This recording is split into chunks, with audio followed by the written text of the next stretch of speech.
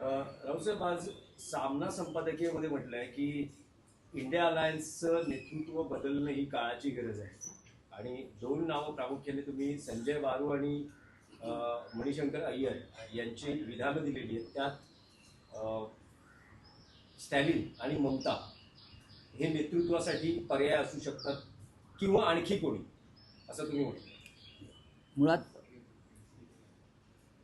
India आघाडीचं नेतृत्व बदलणं ही काळाची गरज आहे असं मी म्हटलेलं नाही. अनेक नेत्यांचा आतला आवाज उफाळून वर आला असं म्हटलं, आणि हे प्रामुख्यानं काँग्रेस पक्षातलेच लोक आहेत, अंतरात्मा. आणि त्यात कोण आहेत तर मणिशंकर अय्यर हे एकेकाळचे काँग्रेसचे नेते आहेत. आता ते काँग्रेस पक्षामध्येच आहेत, केंद्रीय मंत्री आहेत. दुसरे ज्यांनी मनमोहन सिंग यांच्यावरती एक खळबळजनक पुस्तक लिहिलं ते संजय बारू यांनी टेलिग्राफमध्ये आपली भूमिका व्यक्त केलेली आहे. आणि त्यानंतर या विषयावरती एक चर्चा सुरू झाली. 5 राज्यातल्या निवडणुका आहेत, बिहारचे निकाल लागून गेलेले आहेत आणि ते अत्यंत निराशाजनक आहे.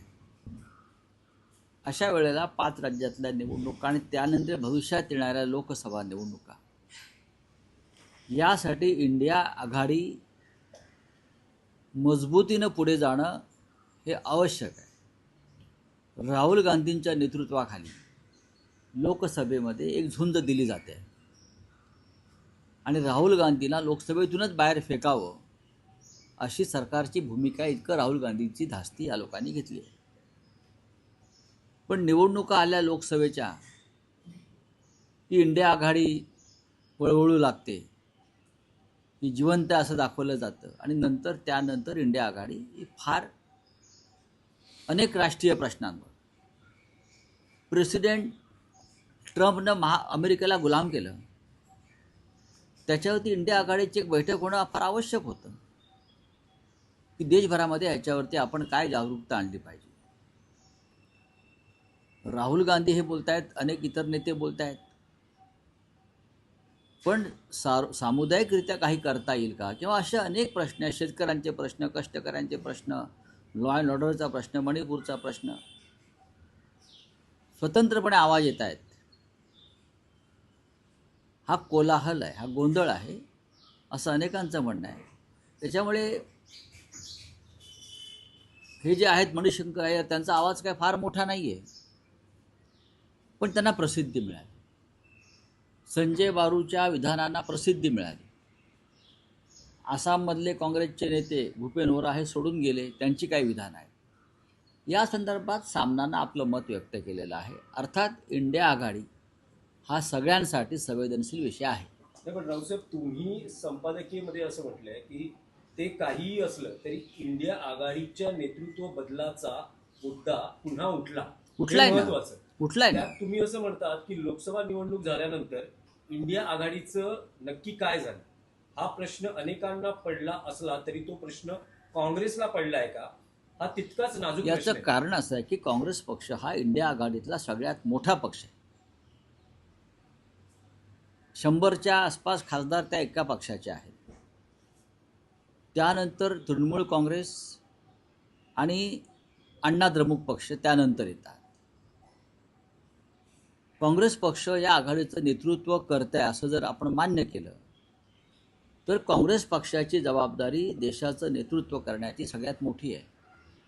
आम्ही जेव्हा भविष्याचा विचार करतो तेव्हा देशाच्या पंतप्रधानपदी काँग्रेसचा नेता होईल अशी आमची भूमिका असते, कारण मोठा पक्ष आहे.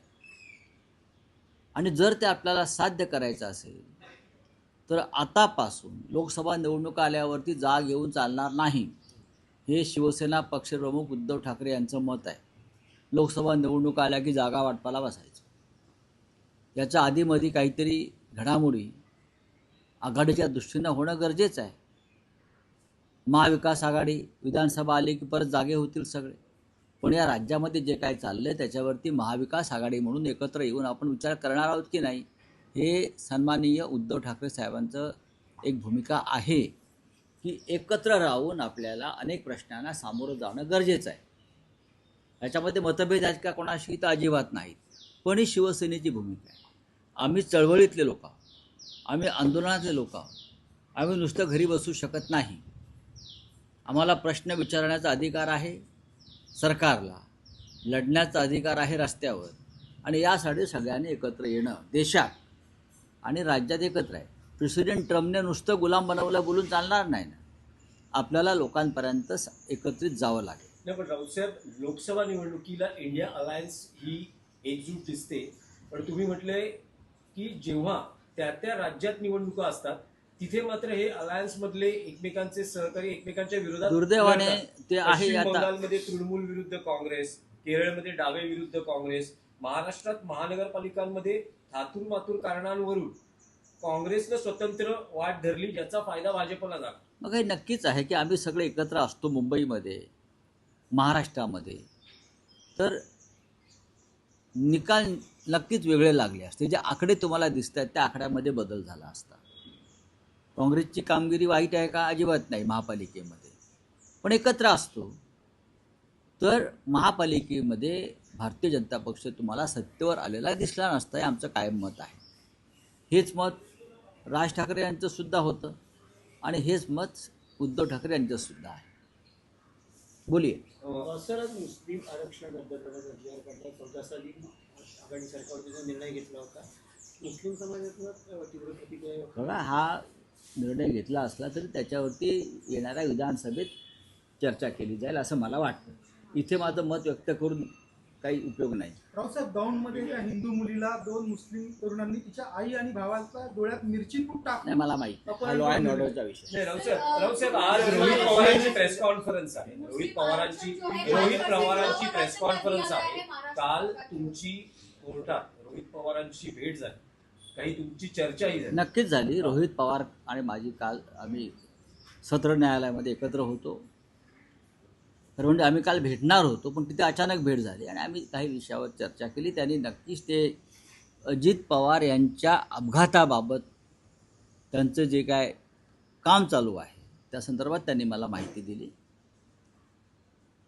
त्यानंतर इतर काही राजकीय घडामोडी पडद्यामागे ज्या झाल्या आणि त्याच्यामुळे अजित पवार कसे अस्वस्थ होते त्याच्याविषयी त्यांनी माझ्याकडे काही माहिती दिली. 1-2 दिवसामध्ये आम्ही परत त्या संदर्भात चर्चा करणार आहोत. राऊतसाहेब, एक विषय आहे की स्टँडअप कॉमेडियन कुणाल कामत मुंबईत होते. इंडिया अलायंस का नेतृत्व जो है आपने बदलने की मांग की है. देखिए,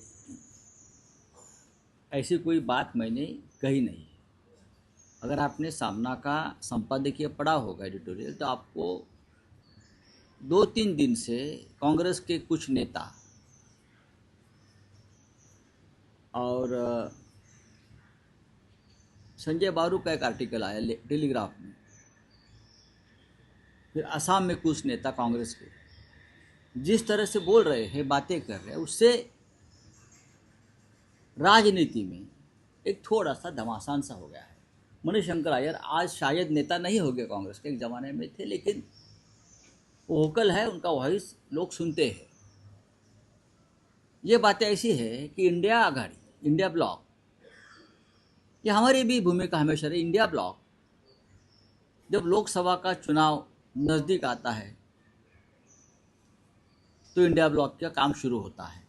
तब तक इंडिया ब्लॉक है कहाँ, क्या कर रहा है, उस बारे में कोई एक दूसरे से संपर्क नहीं होता. देश में इतनी समस्या है, राष्ट्रीय प्रश्न है. हम सब लोग बोल रहे हैं कि प्रेसिडेंट ट्रम्प ने भारत को गुलाम बना लिया, नरेंद्र मोदी सरेंडर हो गए. ये सरेंडर नरेंद्र मोदी कल मुंबई में आ गए, गेटवे ऑफ इंडिया में एक इवेंट कर दिया फ्रांस के प्रेसिडेंट के साथ. बस उतना ही काम है उनका.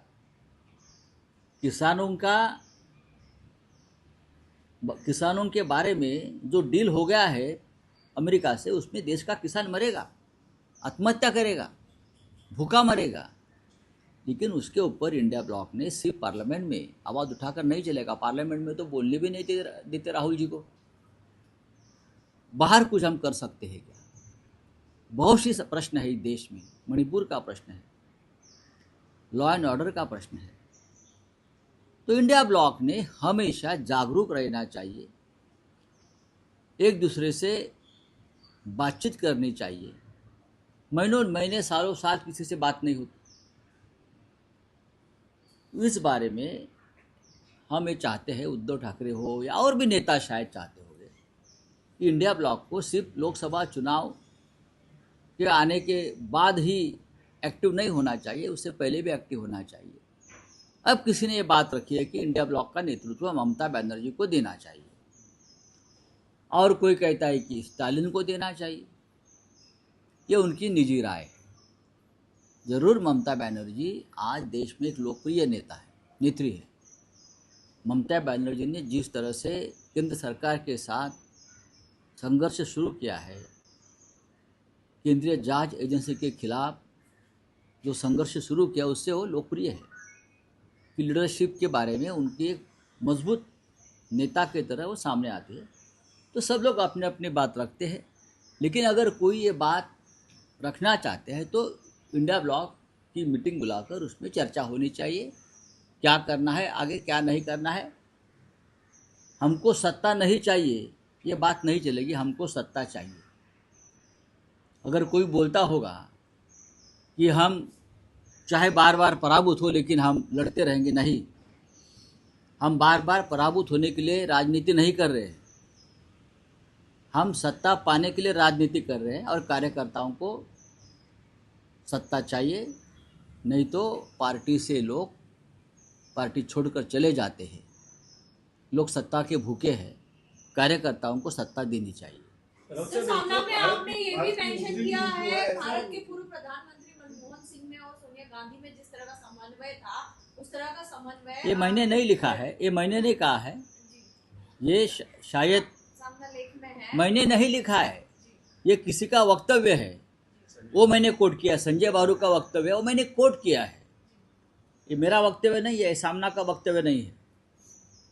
चले, एक मराठीत विषय होता. तुम्ही मध्यंतरी विधानसभा अध्यक्षांचा एक video sir, tweet Mohan Bhagwat ji का कहना है विधानसभा कि भारत के अध्यक्षांच्या मुस्लिम जो है वो हिंदू है, उन्हें घर वापसी करना चाहिए। और दूसरे से आरक्षण 5 से 10 की जगह तो एक 5% डाल दिया। भागवत साहब को बोलो एक मोमेंट शुरू करो घर वापसी की। बात करते हो निकल जाते राव हैं। साहेब एक